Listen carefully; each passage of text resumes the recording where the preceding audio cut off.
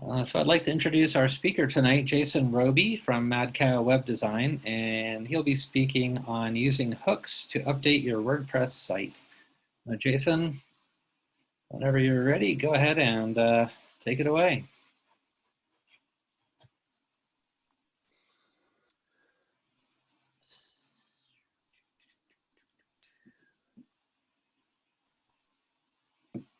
All right. So Ron or somebody, can you confirm that all systems are go?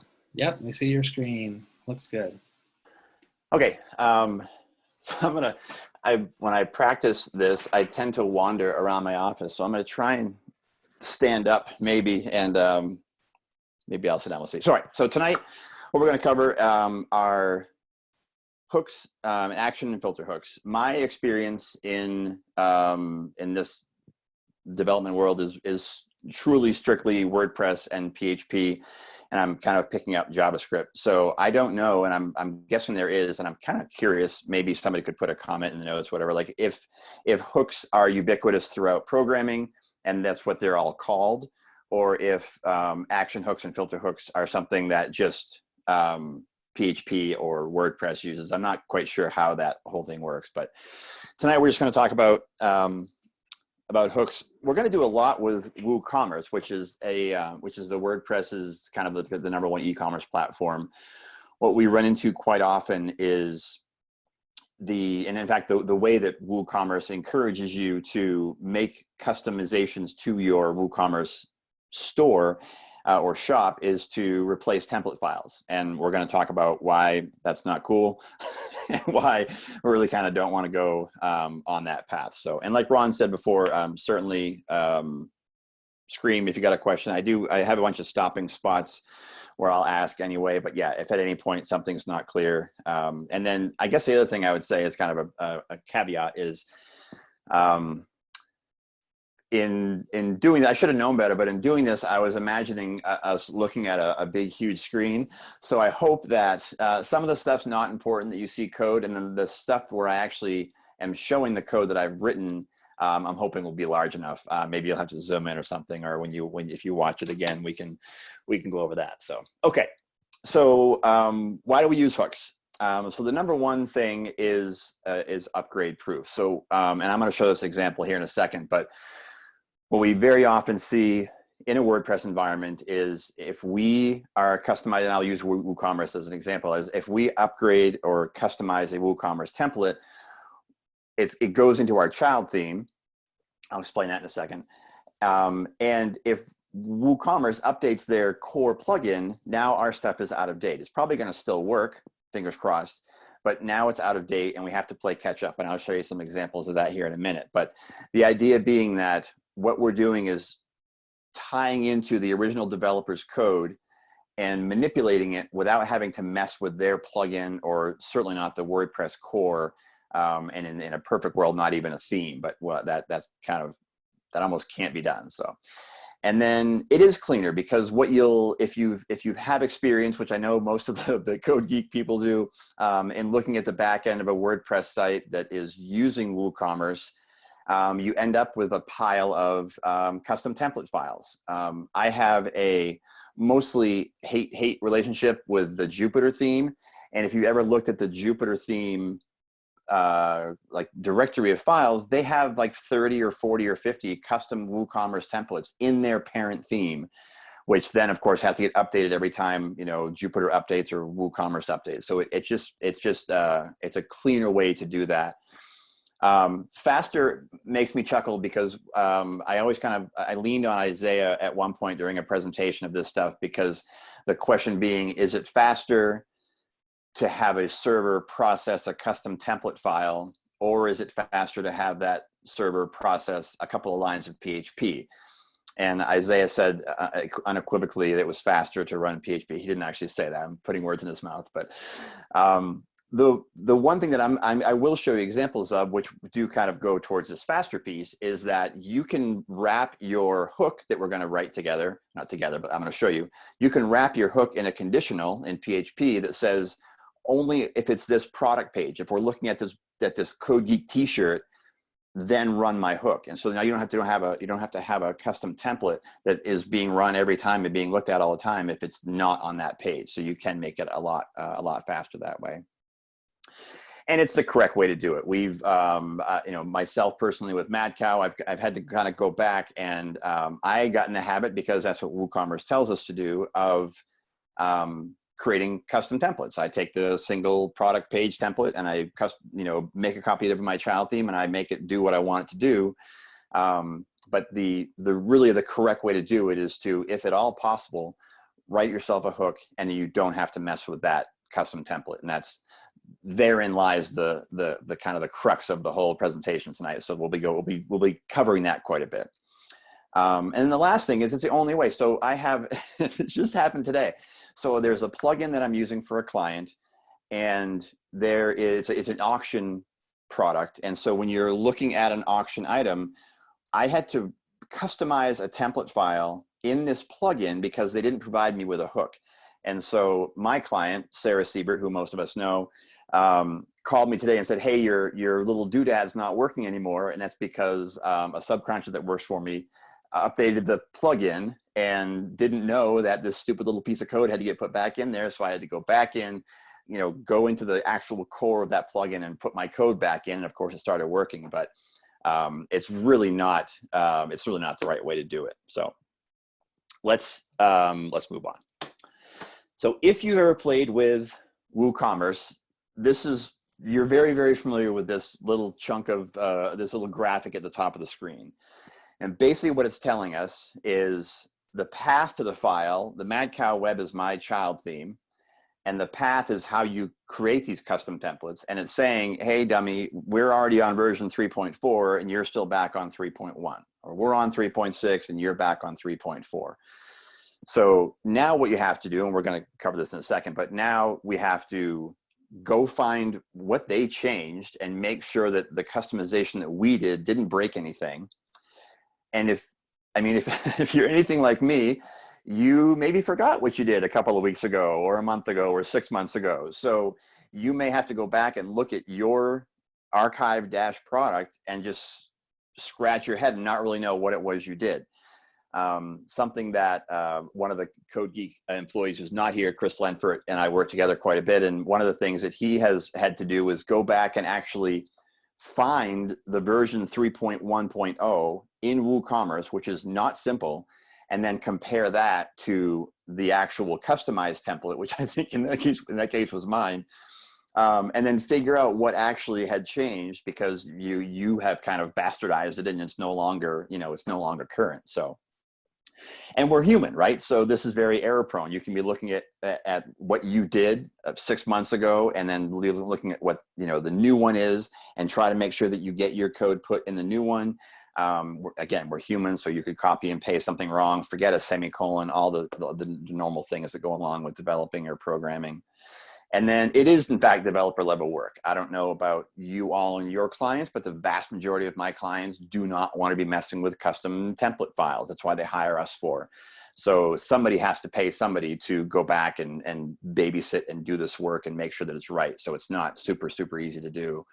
And yeah, it's can be crazy time consuming. So let's look at a real example. I'm hoping that a lot of what you're going to see tonight are examples, and my hope is you're kind of stuck with my learning style, because I learn by seeing and ideally other people doing, and so I'm hoping that will help kind of solidify some of these concepts. So it's not super important that you can read all the code. The arrows should be relatively helpful here. So what I did realize when going through this was that I didn't even use the right 3.1. So you see on the right, it's 3.0.0. So just pretend that says 3.1.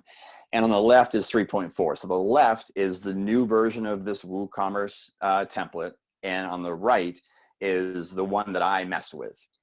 And what you can see right off the bat, this is not even like going from 3.1 to 4.0. This is not even a full version change. But like the first big thick red arrow, it says global product is the new one. And over on the right, it says global product WooCommerce loop, and then a bunch of stuff.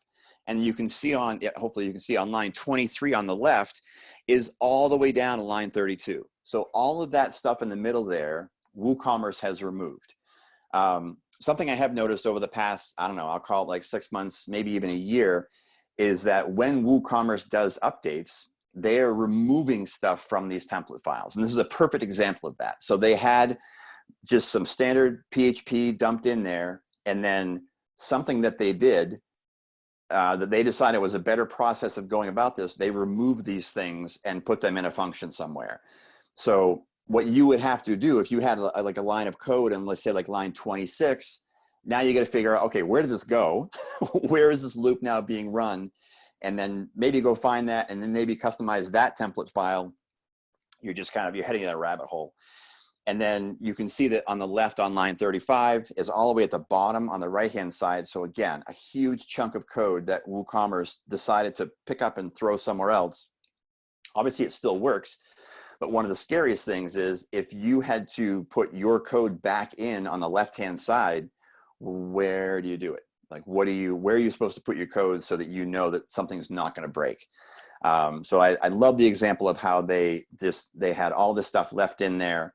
And now we've got to figure out what we're supposed to do. And you can see, we're jumping ahead now, but if you see on line 29, they've got an apply filter in there. Ooh, we're gonna touch on that later. So you'll see that what they have done is they've wrapped these things into hooks, which is super handy for us. All right, so this seems a little backwards, but it seemed to fit when I was practicing it. So hopefully it works for you. So let's talk about what a hook is. Again, remembering that I'm not trained in programming. I didn't grow up doing this in high school like my roommate did. So this is my understanding of what a hook is, and I am quite interested to know if there's a different kind of definition in other. A couple people mentioned like ASP and other languages. So I'm kind of curious if they function the same way. But essentially, what it is it's the ability of us to be able to change the function of a program without having to mess with the original developer's code. In fact, one of the things that I really enjoy about WooCommerce is that they provide tons of these things.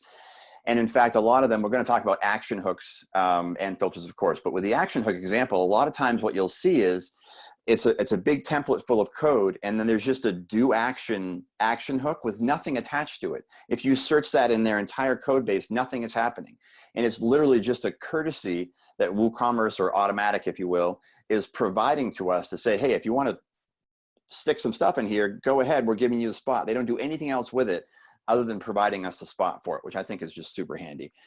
So an action hook is my personal favorite because they're kind of simple. Basically what it allows you to do is tie in that spot in the code and inject whatever you want. You can put in text or HTML, you can run a little snippet of PHP code. You can literally put anything you want in there. They're just giving you the spot to do it. And again, we'll show some examples, but it's really straightforward. And for me, when I was learning PHP and kind of learning about hooks, which sounds ridiculous, but truly changed the way I approach any of my WooCommerce sites for sure now. Action hooks are just wonderfully simple and effective. A filter is a little more complicated. Essentially what a filter does is a filter hook will provide you with something, and usually content, and then gives you the ability to mess with it and then send it back, and then it will continue running.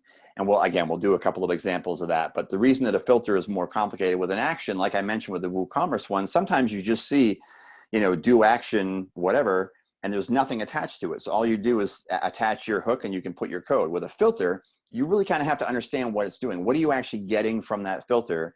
And then how can you manipulate it and then make sure that you send it back? So that's why I find those are a little more complicated. I typically end up bugging Isaiah and asking him what I'm supposed to do with this one if I can't find the answer on Google somewhere. So, all right, so let's get into some actual fun stuff.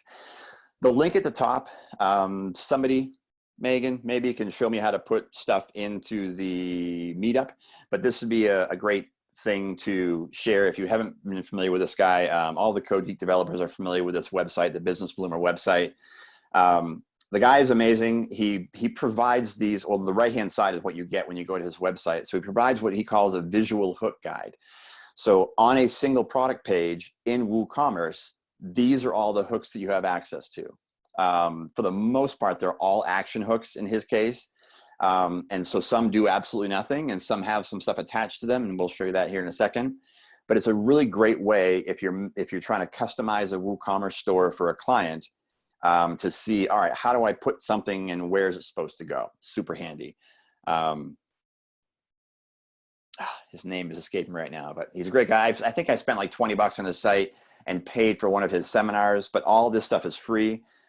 He provides like a weekly newsletter as well. So it's a great resource for, he's an absolute WooCommerce nerd. So he's a great guy to connect with. So, all right. So what you see here is obviously the product title is a no-brainer. Hopefully you can see those gray lines. And then there's a short description down below the price, and you can see where that is. And then we have the options because this is a variable product, and we have an add to cart button. So it basically kind of shows you in general on the left-hand side, this is a CodeGeek client. This is where all the normal stuff in a WooCommerce single product page lives. And then on the right-hand side, all right, this is what the hooks are, so you can manipulate stuff. So let's go ahead and let's mess with something. So what we want to do is add some content, in this case, just a little paragraph next to the add to cart button, maybe above it, maybe below it.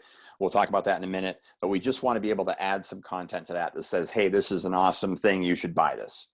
So I'm going to walk you through my process.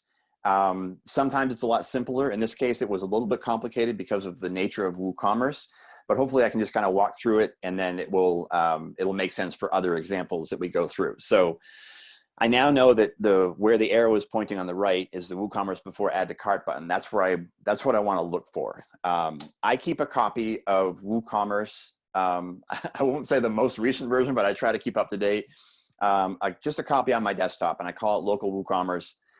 All I have to do is drag that into I'm using VS Code now. What you're seeing might actually be Sublime, but I've switched over to VS Code. So I just drag it into VS Code and I do a search for that hook. So we're looking for the WooCommerce before add to cart button. I do a search. I happen to find 4 of them in 4 different files because WooCommerce has external groups, simple and variable products. So what's cool for us is we know that this hook is going to run, this function is going to run no matter what kind of product. So that makes our job super easy. We don't have to write, 4 different hooks for different kinds of products. I also happen to know that in this example, I think we've switched back to my website. In this example, I know it's a simple product. So I know that there's a do action right there, which is, again, like I said before, WooCommerce is just providing us this place to put some stuff.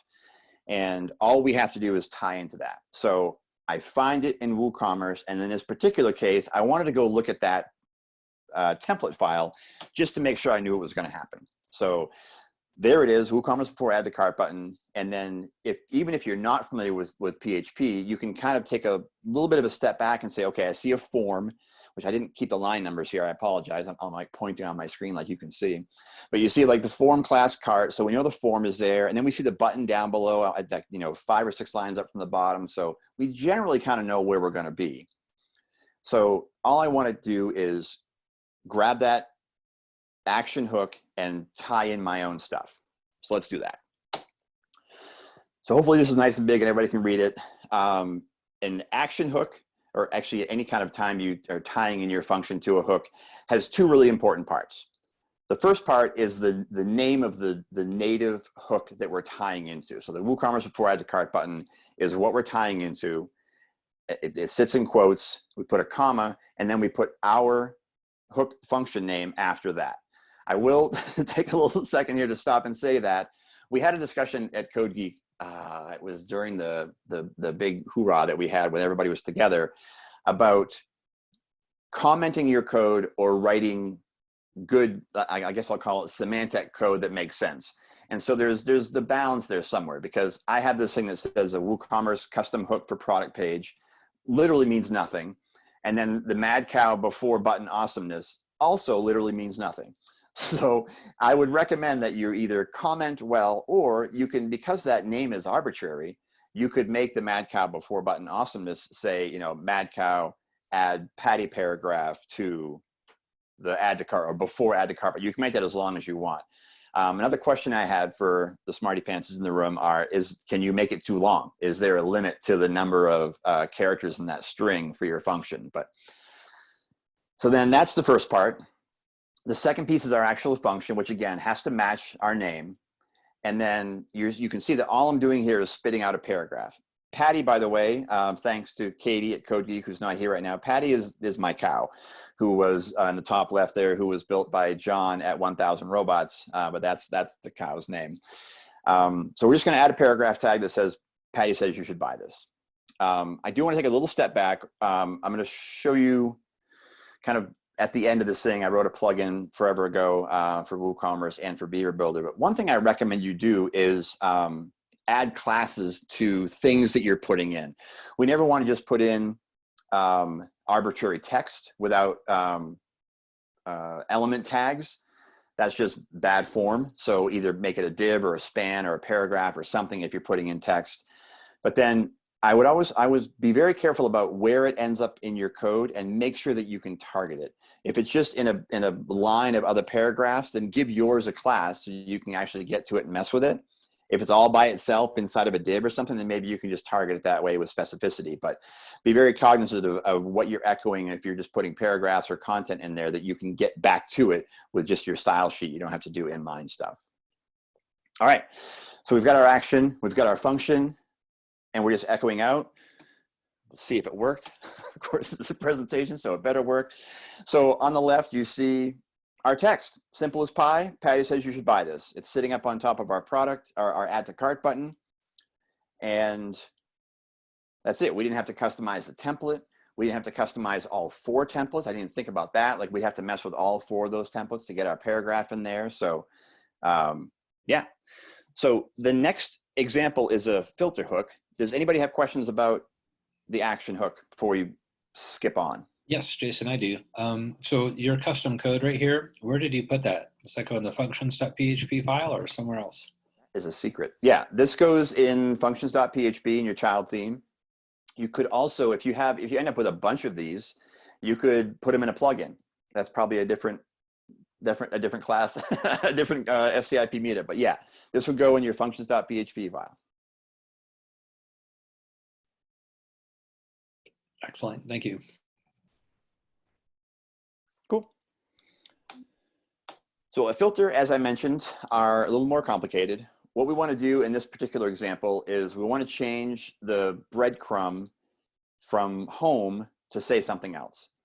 And so let's just kind of dig right into it.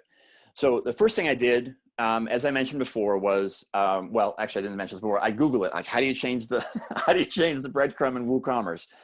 And what came back was this path up top to the actual file. So there's this WC template functions.php file that has a whole bunch of stuff in it, including our breadcrumb.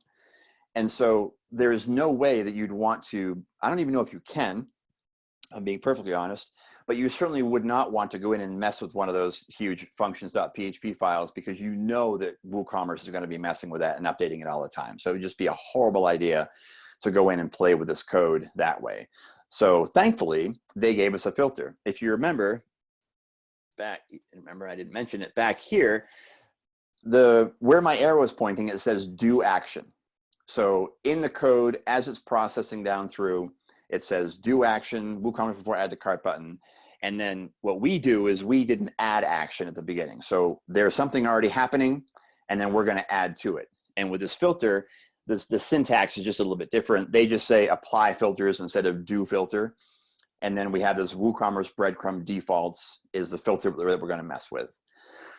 The most important difference between these two, as I mentioned before, is that we are given something. So in this case, it happens to be an array of stuff. So we are given that array. We can do with it what we want, and then we have to give it back. That's the most important part of that filter, is you can't just spit out a paragraph and be done with it. You have to take what they give you, mess with it, and then send it back. So in this particular case, we did an add filter. I'm just going to look at the bottom for now. We did an add filter. We have the native one that they provided us, which is the WooCommerce breadcrumb defaults.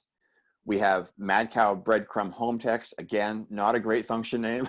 So it could be more descriptive of what we're actually doing here. And then our function, same name, mad cow breadcrumb home text, and then the default variable, which is what is given to us. That's the argument. I think it's an argument.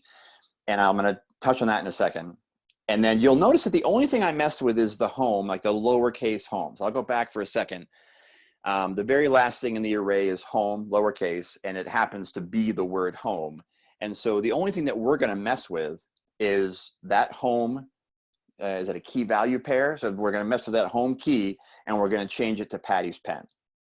And you'll notice that the last line is return the default. So whatever we were given in that variable defaults, we messed with, and then we provided it back.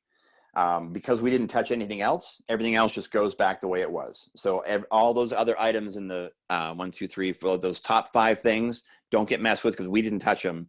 All we messed with was home. I wanted to touch on the defaults thing. I had to pick Isaiah's brain for a bit because I didn't really understand why I could use the word defaults. Because, by the way, that third line of text at the top there, the docs.woocommerce, that's where I actually went to find this this solution. I would note, kind of parenthetically, that if you're doing a Google search and you're trying to manipulate a WooCommerce thing and the URL that you find starts with docs.woocommerce, then like do a Snoopy dance because it's going to be awesome. That's probably going to be very helpful and very accurate. So what I had to figure out from Isaiah was like, well, why is it defaults? Why is on line 3 of this line of text here, like why is my variable, why can that be defaults? And what's happening is WooCommerce breadcrumb defaults provides us with this array, right? So we get these 6 things in this array. And when we write our function, we can call that whatever we want. That could have just as easily been $guacamole or $Jason is cool. It really doesn't matter as long as, well, again, as long as you keep it the same, because now it's part of that array. So it would be like, guacamole and then home, and then it would be return guacamole, as long as those stay the same, because we're being given that package of data, if you will, from that filter. I guess the other thing, the only thing I was going to mention, the other thing was it would be good, just like my mad cow breadcrumb home text could be better, my variable defaults could make a lot more sense too. That could have been like WooCommerce breadcrumb arguments or something like that. So you can use both of those as ways to write really good, helpful code for the next person or yourself who has to come in and mess with that. We're going to do more filters, but is there any questions about this filter or filter hooks in general? I have a question. Yeah. What's up, Chris? So the initial array, where are you coming across that? Great question. So that is in that top path. WooCommerce includes WC template functions. I had to, so the docs.woocommerce led me to that file. And that's where I got that. Yeah, great question. It was a Sherlock digging around Google trying to find it, exactly. But that WooCommerce doc was amazing because they're like, yeah, you can mess with any of these things. And the one thing I did notice is that the URL is not in here anywhere, which I think is kind of fascinating. So that is obviously coming from somewhere else. It's not coming from this filter because you aren't able to change that home URL, which I find interesting. What is also kind of neat too is that you could add your own class to the second line, the wrap before. So you could add your own class to that nav, or you could even wrap the nav in a div if you want. I mean, you can go crazy with whatever, all these things that they provide for us. But yeah, the one thing I didn't really understand, I didn't look up for this, for the meetup, was where is the URL coming from? I'm kind of curious.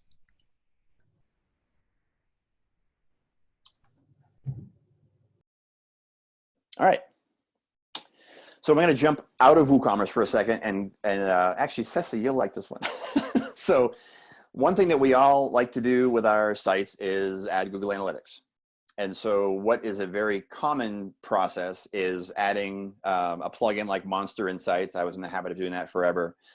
And then the more I became familiar with hooks and the more I became frustrated with, plugins adding bloat to my site and slowing things down and then not being able to control everything that they're doing, I'm not quite on the line of Mark Newman, who's a CodeGeek employee, who's an absolute hates plugins of any sort, because he's brilliant and he likes to write his own code. But I'm getting there. And so this is a great example of, rather than have to take the header file from your parent theme and put it in your child theme and add your own code to it and then have to update it when they update the parent theme. What we're going to do is put our own Google Tag Manager stuff into our header in the head section without having to do a custom template. So this is what you're looking at the very, very top line there, line 13 and 14, is a function that Beaver Builder provides. What they're actually doing with that function is running WP head. So let's take a peek at that. What's happening here is you'll notice is that there's all kinds of add actions. So we know that somewhere in the bowels of WordPress is a do action WP head, right? Because we know that everything has to have, like if it's a hook, it has to be a do action. And then what WordPress does in and of themselves, and there's the link up there at the top where you can see this, is they've actually added all their own fancy action hooks to the WP head hook, which is kind of cool. A little bit selfish on their part, frankly, but at least they show us that it's very possible. And then the other thing that we haven't talked about yet are these numbers off to the side, and we're going to get to that in a second. But what's really kind of cool is that they are using the same hook that we can use, and now we know that there's a pretty straightforward way for us to get our Google Analytics code into the head section. So let's just take a peek. So the top chunk is, I'm getting better at my function names, Mad Cow Google Analytics, not too bad. I still put a comment up there though. And then I have function Mad Cow GA, and then my code. One thing I want to mention for folks who this is new to, and that PHP is perhaps new to, is on line 3, you notice that I close my PHP tag. So I have the opening mustache bracket, which is not the technical term for it, but that's what I call it. And then my question mark, and then greater than, whichever one that is closing PHP. So PHP is kind of done. And then I have all of my script tags and all the garbage that we get from Google Analytics.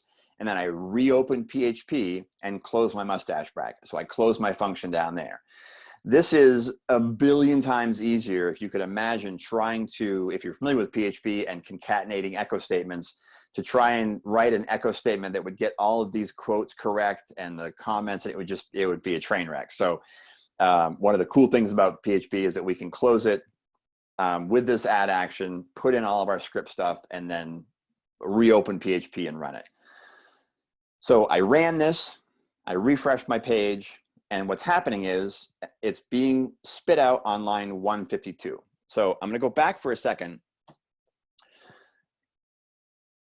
I don't know what this applies to, but it certainly applies to these kind of functions where the default priority of your function is 10. So when I run this hook, when I run my action, I run my function that's tied to my action, it ends up getting spit out on line 151. And that's because the priority is 10. So if we look back here, we're competing with short link WP head, anything that doesn't have a number next to it. So RSD link, WLW manifest link, whatever that is, locale style sheet, all these other things are all priority of 10, just like we are. And so we just kind of get like jammed in the middle. I haven't the foggiest idea how it determines who wins. If there are 5 things that are priority 10, somebody here probably does. But in our case, it doesn't really matter. We just know that we're kind of jammed in the middle. We also know that Google likes, when you read their little instructions about the Google tag, the Google Analytics tag, they want it at the end of the head tag, right before the closing head tag. So what we can do is add a priority. So what I did, I got a little aggressive, and I said, all right, the highest one on this is 101. Screw those guys, we're going to 1,000. So I put 999 on mine, and then look what happened. We go from 151 to 192 or 191, and the very next thing that shows up is the closing head tag. So we successfully pushed our action to run very last, and it moved our analytics code down to the bottom of the head tag. Yay us. Nice job.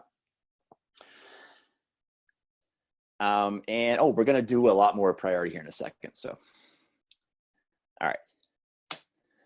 So now I'm going to show you a nice simple filter, which is nice because filters can be kind of confusing.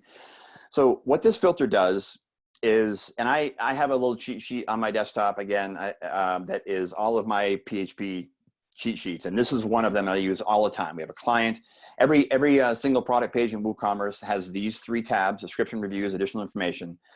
Additional information I find almost entirely useless because it just shows, if it's a t-shirt, it just shows like red, blue, green, small, medium, large. That's all that's in that tab. I find it, most clients find it completely useless.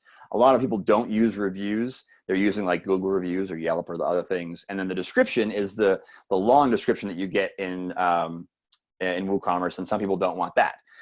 So if you were to run this as it sits right now, it would remove all 3 of those tabs. So if you remember, we're passing in the tabs, which again could be anything, could be guacamole, because we're utilizing what that native function is, WooCommerce product tabs. And then this unset function is just a function. I think it's a WooCommerce function, but it might be PHP. I don't know. I should know that. But you can unset these, and then you have to return your tabs back, because we get stuff, we have to give it back. And then what shows up on the product page is nothing. There are no tabs. What I typically do if this is a client site and they wanted the long description is I would comment out line 3. And the reason I do that is because a year from now, if somebody else comes up and somebody inherits this site, or is another developer, they can see very clearly how I kept the description there, but I removed reviews and additional information. So rather than delete it, I leave everything there and just kind of comment it out, so it's easier for the next person down the road. Any questions about this guy? All right. So now we're going to get a little bit fancy. So buckle up. This is a real scenario, and Kevin is very familiar with this and was incredibly helpful with finding a solution for this. So the challenge was, for the majority of the products that the client wanted to display for their customers, they wanted a custom add to cart button. That's it. All we wanted to have is like remove the existing button that's there and use our own button. So just to kind of kick things off, I'll just show you the whole code, and then we'll kind of go through it a little bit. So the first chunk is just our custom button. So it's just an A class. I use the same classes that WooCommerce uses, and then we have the link that goes to this site, because they sell big, huge like cow things that move and corral cattle, and you just can't buy it on a website and have it shipped to your house. So they have to go find a dealer for these things. And then the second piece is our actual function, as our actual hook, if you will. So we are pulling in the global product, so we get all of that data. And then the specific IDs is just the 2 products that they actually can buy on this site, and everything else is going to run this thing. So remember I mentioned earlier how you can make it very specific for just this t-shirt or just this thing, so that it doesn't run on every single page. This is a great example of that, where if it's not one of these 2 products, so if it's not, that's what the exclamation point is, if it's not in this array, then go ahead and run these cool things. Otherwise, just keep doing what you're doing. So it's a nice way to not have this run on every single product page. And we're only impacting the, well, actually we're not impacting those 2 products that we don't want to touch, and we are impacting the rest of them. So the first 3 remove actions are simply getting rid of the buttons that are there. So we want to remove the add to cart buttons. And then the last one, you can see that the hook that we're referencing is up above. So that's our custom button. So once you're done removing these other buttons, put in our fancy new custom button. And all of that runs inside of this mad cow replace single add to cart button. See, I'm getting better at my function names now, so they kind of make sense. So that's good. We're learning together. So I want to talk about what is actually happening inside of this WooCommerce single product summary. So what you're looking at here is the actual template file, which you can see at the top, the content single product. You can see it. I can't see it because my monitor is too low. So this is the actual template file that we would have normally, frankly, prior to this, tried to manipulate and add our own button. And now we're going to use hooks because we're awesome. So the WooCommerce single product summary at the bottom, one thing that WooCommerce does, which is incredibly helpful, is that they tell you what they are hooking into this action. So you can see that lines 51 through 58 are all the things that WooCommerce is already adding on to this hook. So the WooCommerce single product summary is doing all these things. And one this will make sense here in a second, but one thing that Kevin explained to me, or a nice way of thinking about this, is when the code is run and it gets to line 60, it's going to do the action WooCommerce single product summary. And as part of that, it's going to run all these other things 51 through 58. So what Kevin was saying was, think of it as a train. And so line 60 is the engine. And then line 51, partially because of the priority, it's priority 5 and not 10 or 20 or 30, is the first car behind the engine. And so 51 through 58 are just the cars lined up that WooCommerce has put on this engine. And if we write our own fancy function to tie into this hook, then we end up on the train. And if we put a priority of 999 again, then we're going to be the caboose. And if we put a priority of 1, then we're going to be right behind the engine. So it's a nice way of thinking about that as far as a priority goes. And it's important to note, in a second, it'll be important to note that as of line 60, the train has left the station. So this thing is now actually running. And so I'll tell you what I did wrong, and then the code itself is corrected. So you'll notice that the very last line of this says, add action WooCommerce before single product. If we go back to this, you have to look way at the top on line 27 to see, oh, that's the actual hook that Jason tied into. And so that's why it works. So what I was trying to do was, okay, I can see on line 55, the WooCommerce template single add to cart. So why can't I just tie into like line 60, the WooCommerce single product summary, and remove that thing and then add my own button right back in? And so I was trying to do it with priority, like I was trying to remove WooCommerce template single add to cart, priority 30, and then add mine back in at like priority 31. And it just didn't work, which is why I had to call Kevin. And the reason is because I was trying to add my function, add my car to a function that was already moving. The train was already going. And I'm like, wait a minute, I need to remove that and put it back in. And it was never going to work. You can sometimes get it to work, but it's such a gamble because this is all that WooCommerce is doing. But if you include in this a booking plugin or any number of the hundreds of extensions that WooCommerce provides, plugins and add-ons, then they're probably tying into this as well. So you try to do something online or with a priority of 25, and there's some plugin that you've got going that you have no idea what it's doing, and it's actually trying to tie into 25 as well, and things go wrong. So the lesson here was, if you're going to mess with the cars on the train, do so before it leaves the station. So what we did was, let's grab the WooCommerce before single product, which is way up top. I think I probably could have used line 43. I probably could have used the before single product summary because it's still that other train. Line 60 hasn't left yet, but I was frustrated. So I went as high as I could, and that seemed to work pretty well. And then all we did was remove those buttons that were in place and then add our button. And because I did it before the train left, it worked. And I think we're really safe in this particular case. I didn't have to put any priorities on my add action because it doesn't matter. It's so high up. All this stuff is happening down the road. And it's pretty safe from anybody else, messing with something in the WooCommerce single product summary. All right, that was a lot. Any questions on that one? Is there a maximum number you can use for the priority? Yeah, I have the same question. Does anybody know that? Looking at you, Isaiah and Kevin.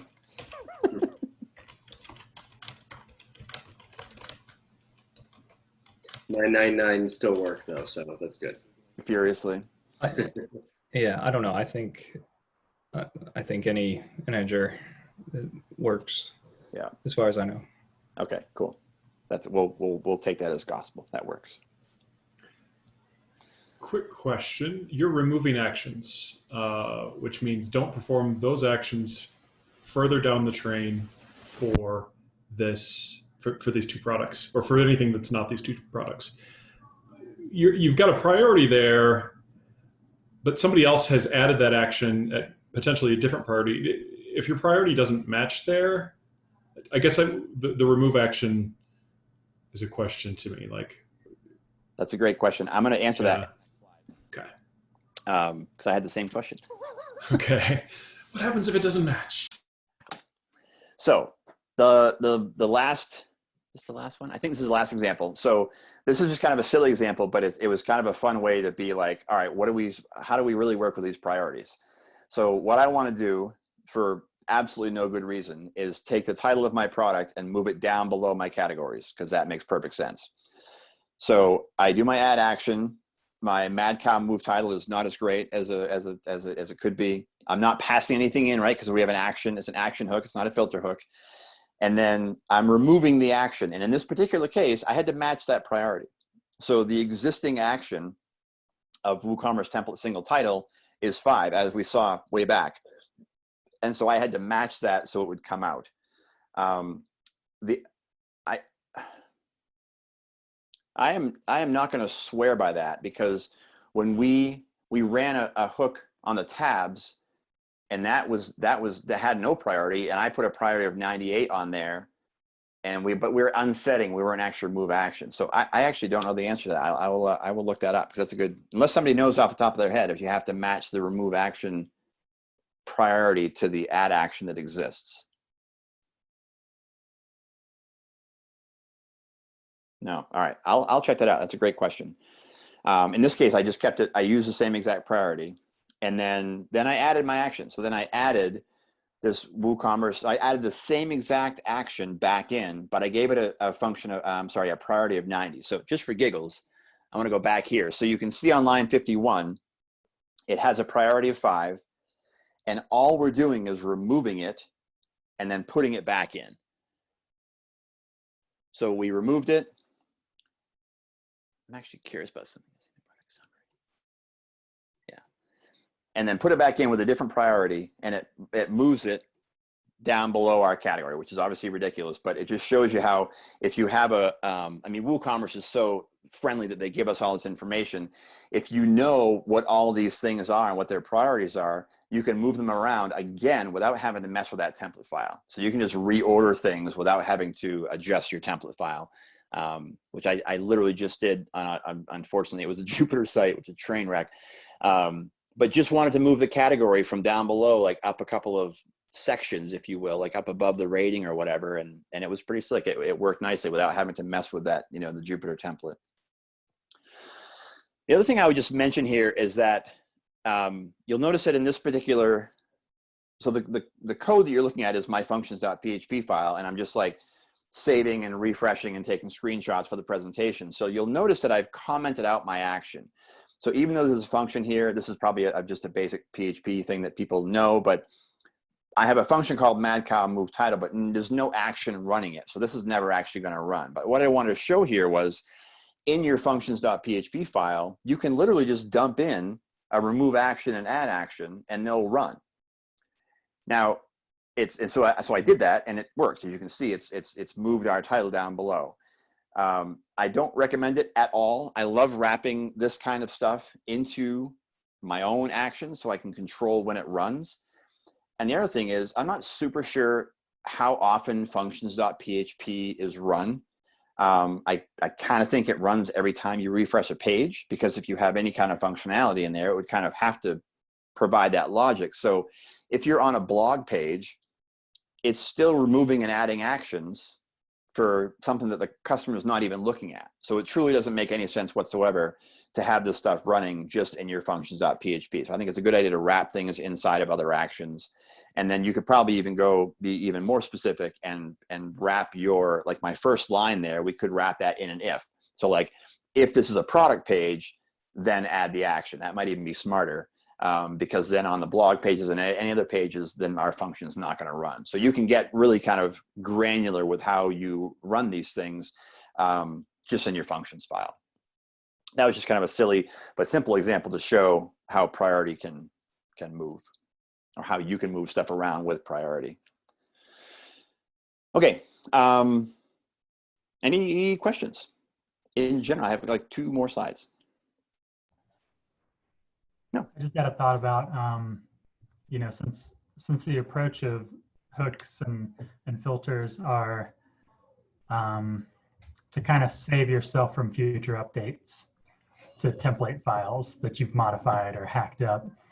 Are you aware of any kind of resource or way to know if Woo sweeps the rug out from under us on function names in the future that we're hooking into?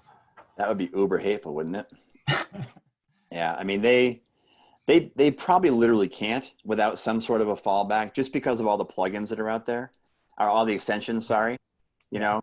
So there's probably so much stuff riding on that they would upset a lot of people. I mean, yeah, I think WordPress probably struggles with that every time they do an update, like certainly a big update, right? Because they've got so many plugins out there that are probably relying on hooks that they've built in that they probably can't. Maybe that's why the WP head has so many things built into it, because they can't get rid of it. And they should split it up 10 years ago or 20 years ago, you know? That's a good question. All right, cool. So this is just a pure shameless plug. I've written 2 plugins. Both basically, it was like 2 or 3 years ago. I went on a hike over Labor Day over at Moffett Tunnel up in Blackhawk. And I was like, wow, wouldn't it be cool if, because I got all excited about hooks. I learned how hooks work. And I'm like, this is the best. So I wrote a plugin so that if you're using WooCommerce and you don't feel like writing code, the green bold text is where I have provided areas for the user to write in their own content. So basically you run my plugin, it shows you this screen of like, okay, this is if you want the before loop product image or the after loop product, whatever, that's what all the fields are called. And I think I provided a text field. So, and then I gave it a class. So all you would have to do is put your text or your image, I think it's a WYSIWYG, I'm sorry, I think I put WYSIWYG editors in there. So you can put whatever you want in there. And then I also wrap that whole thing in a div with a class, so that if you wanted to style whatever you put in there, you have a class already attached. There's no style whatsoever on my classes, but it's in place there. I ended up, it's not super popular. I think what I realized, I was talking to David Hayes about this, who's another FCIP attendee. It's a plugin that you have to know what a hook is and what a hook does in order to appreciate the plugin. And if you do, you probably don't need the plugin. So it kind of rendered itself useless, but it was fun to build anyway.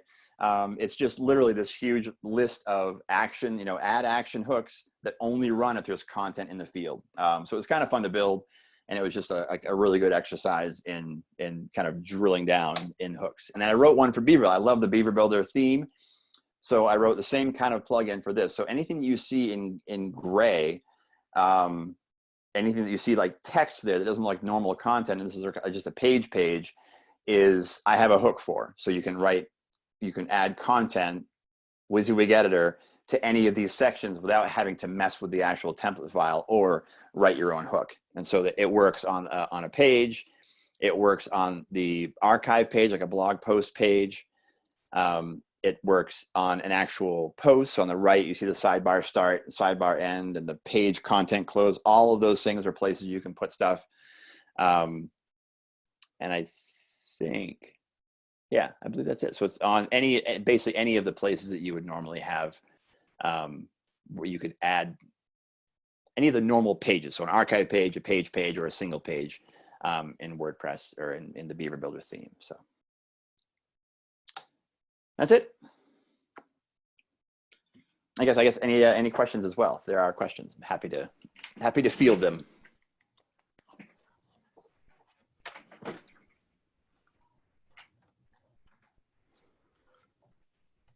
Questions. Who has questions?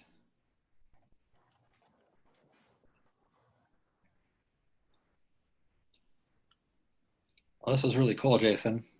This was really well done. That's like a very practical WordPress / WooCommerce.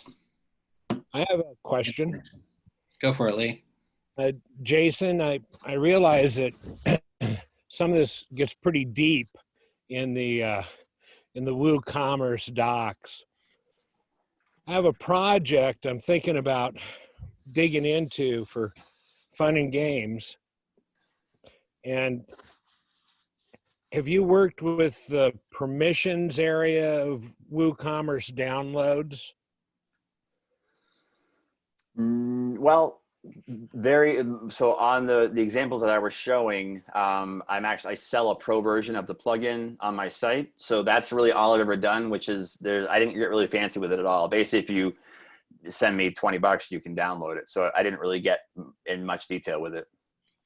Yeah, I'm looking to replace the download button with an audio player that doesn't reveal the source of where the audio is coming from, much like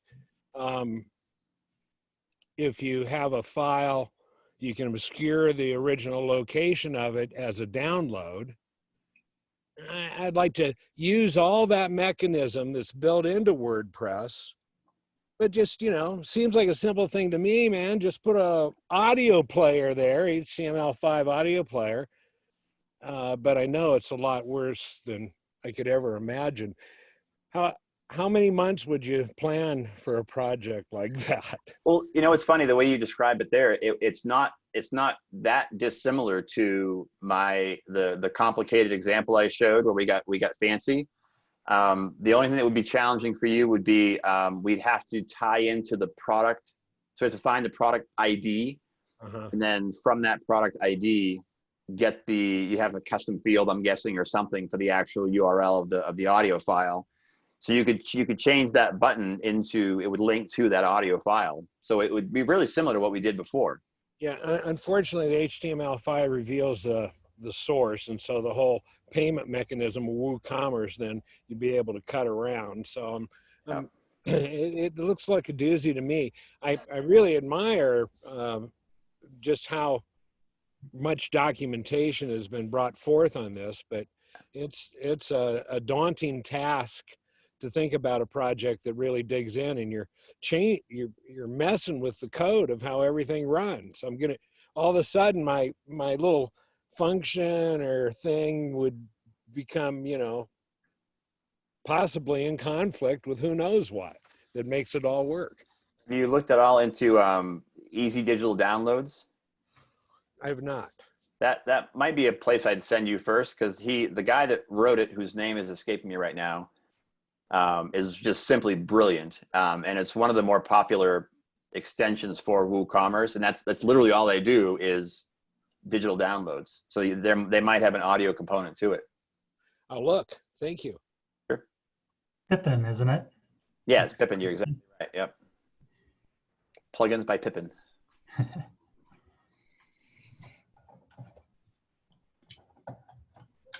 Cool. Other questions for Jason?